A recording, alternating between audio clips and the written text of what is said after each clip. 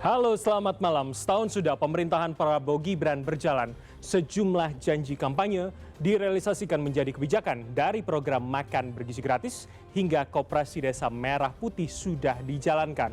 Namun di sisi lainnya, stabilitas politik terjaga sebagai tanda kuatnya kepemimpinan. Namun di sisi lain muncul beragam kritik, mulai dari soal tata kelola negara hingga soal konsolidasi kekuasaan yang berpotensi melemahkan proses check and balances. Reshuffle, dinamika koalisi hingga rumor 2 periode mewarnai tahun pertama pemerintahan Prabowo Gibran. Dan malam ini akan kita diskusikan dengan sejumlah narasumber sejauh mana janji kampanye benar-benar diwujudkan untuk rakyat. Apa saja capaiannya, tantangannya, dan juga yang penting evaluasi ke depan pemerintahan Prabowo Gibran. Dan inilah program Prime Plus episode spesial 1 tahun pemerintahan Prabowo Gibran antara harapan dan kenyataan. Kali ini tidak hanya saya sendiri Bram Herlambang, tapi bersama rekan saya Syaza Wisastro. Dan kita mulai selengkapnya.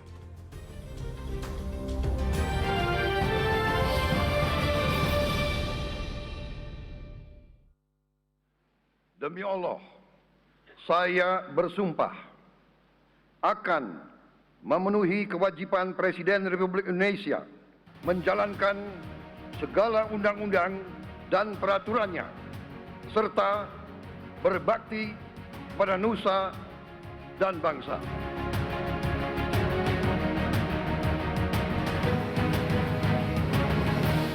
Udah mulai kelihatan ada perubahan yang lebih baik, tapi belum signifikan banget ya. Wajar, namanya juga baru setahun ya, jadi programnya belum banyak yang terwujud. Kayak MBG, korupsi kali ya yang lebih kelihatan banget ya, udah mulai terbuka sedikit-sedikit. Lalu juga untuk 19 juta pekerjaan, mungkin sudah ada impact-nya, tapi menurut saya lapangan pekerjaan di Indonesia masih cukup sempit, dan harapan saya bisa kedepannya lebih berkembang lagi.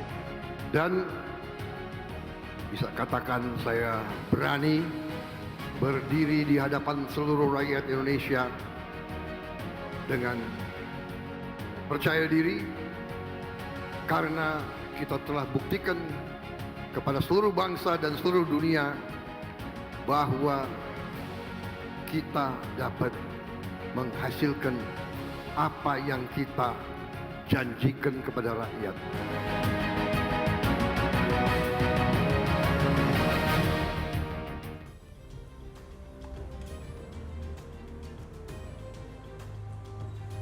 Baik, kali ini langsung saya kenalkan dengan 6 orang narasumber yang udah ada di kanan dan kiri saya. Saya akan kenalkan terlebih dahulu dari sebelah kiri, yakni Direktur Corner Advisory Silih Agung Wase. Mas Agung, selamat malam. Selamat malam, Mas. Terima kasih. Dan kemudian adalah komika dan juga influencer Gian Luigi Kristoikov. Mas Gian. Sepak bola ini. Namanya nama pemain bola ini. Nama ya? pemain bola. Oke, dalam kondisi baik hari ini? Baik. Baik, sudah siap ya dengan diskusi kita ya? Kalau ada Bang Faldo, Bang Refli ya siap lah. Oke, Mas Gian tahan dulu. Dan berikutnya yang sebelah kiri saya adalah pakar hukum tata negara Refli Harun. Bang Refli, selamat malam. Selamat malam. Terima kasih. Dan saya beralih ke sisi kanan. Muka Faldo udah berubah itu. Jangan langsung disebutkan terlebih dahulu. Ini Ketua Bidang Komunikasi Publik dari Partai Solidaritas Indonesia atau PSI, Faldo Maldini. Mas Faldo, selamat malam. Assalamualaikum. Waalaikumsalam. Terima kasih. Berikutnya juru bicara Partai Gerindra, Asrio Velijen. Bang Rio, selamat malam. Selamat malam, Mas Bram. Terima kasih sudah hadir. Dan yang terakhir adalah Direktur Eksekutif Trias Politika, Agung Baskoro. Mas Agung, selamat malam. Assalamualaikum. Waalaikumsalam. Terima kasih 6 orang narasumber. Kita akan bahas soal evaluasi 1 tahun pemerintahan Prabowo Gibran. Malam hari ini saya ke Bang Refli terlebih dahulu. Iya. Ini Anda tadi Saya sudah... kan pura-pura ngeteks ini biar nggak disuruh duluan. Target saya ke Anda dulu, karena tadi sebelum kita mulai sepertinya Anda sudah menyimpan apa evaluasi penting dari pemerintahan sekarang. Apa yang bisa menjadi catatan yang bisa Anda garis bawahi, Bang Refli? Oke, gini ya. Kalau kita lihat evaluasi, namanya evaluasi tentu kan kita... Ini ada 2 perspektif. Anda mau perspektif positif atau perspektif yang negatif. Sama seperti kita lihat gelas, ya kan? Kalau dia separuh kosong atau separuh terisi, kan? Tergantung perspektifnya. Tapi karena saya berdiri di luar pemerintahan, tentu kan saya ingin mengenforce hal-hal yang barangkali masih kurang dilakukan pemerintahan saat ini. Kesalahan pertama pintu masuk pemerintahan Prabowo adalah ketika membentuk kabinet. Itu udah pasti kesalahan yang luar biasa. Apa itu? Ya rekrutmen yang gila-gilaan kan, bagaimana membengkakkan jumlah anggota kabinet misalnya. Tapi itu kan dari zaman Pak Prabowo, zaman Pak Jokowi memang soal minimal 34 kan sudah dihapus. Jadi artinya ya Pak Prabowo punya keleluasan Ya untuk itu itu kan dong. kalau tidak ada bridgingnya antara penguasa lama dan penguasa baru kan nggak mungkin. Oke. Nah itu seperti kita memberikan cek kosong. Padahal kalau kita bicara perspektif pajak, penggunaan keuangan negara nggak boleh cek kosong. Itu harus dipertanggungjawabkan. Kalau ini kan at any time bisa bentuk kementerian dan lain sebagainya. Kenapa? Karena begini, menurut saya euforia pemerintahan ini besar sekali, kuat sekali. Kenapa?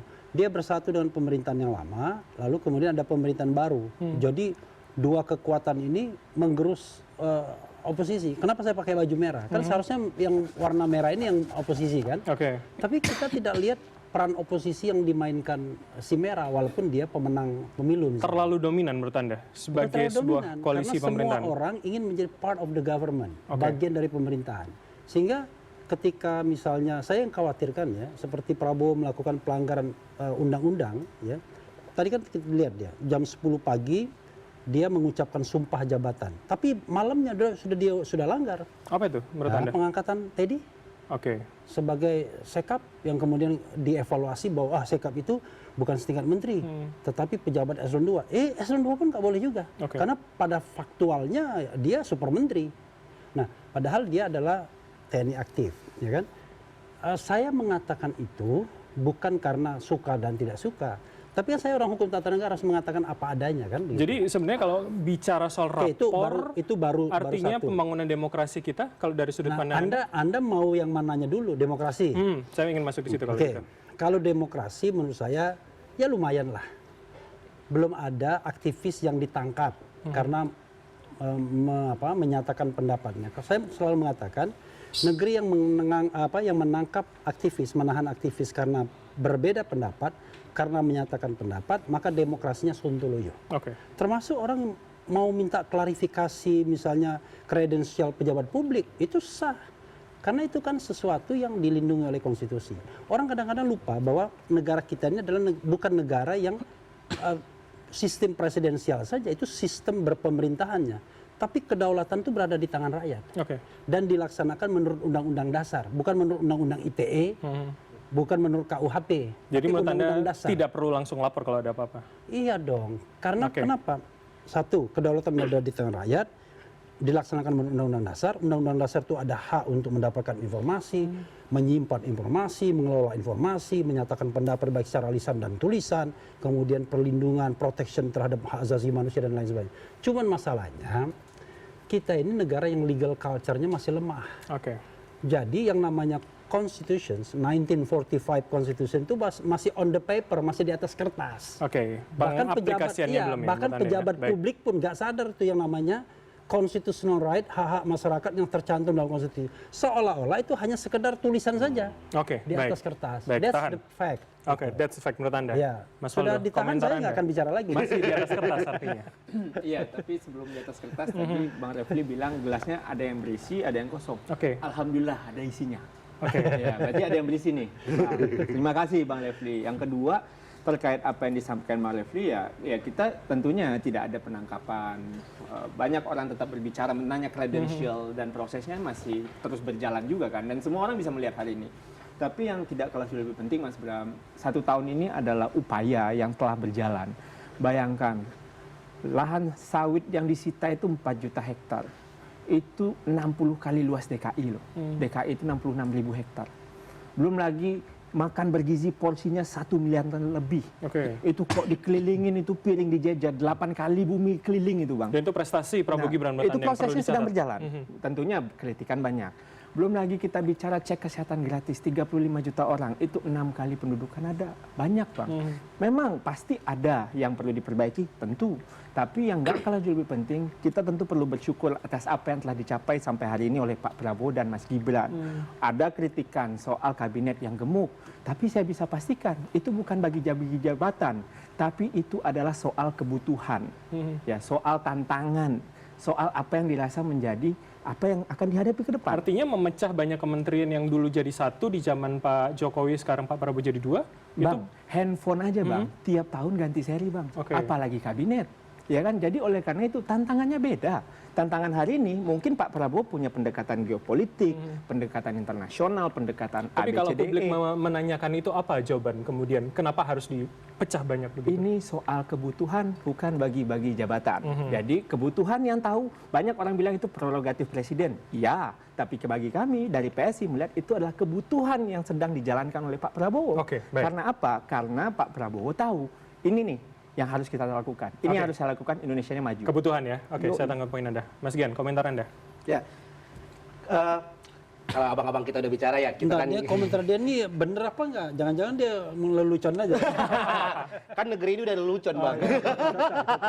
Jadi pelawaknya juga bisa ya bicara soal yang Iya, serius. iya. ya? Tapi enggak, kalau aku cuma sebagai apa ya, yang bermain di media sosial, kita melihatnya ya kata Bang Refli benar, kata Bang Faldo benar, tapi yang disayangkan adalah mungkin benar kebutuhan, tapi sayangnya yang ditempatin adalah orang-orang yang butuh duit. Oke.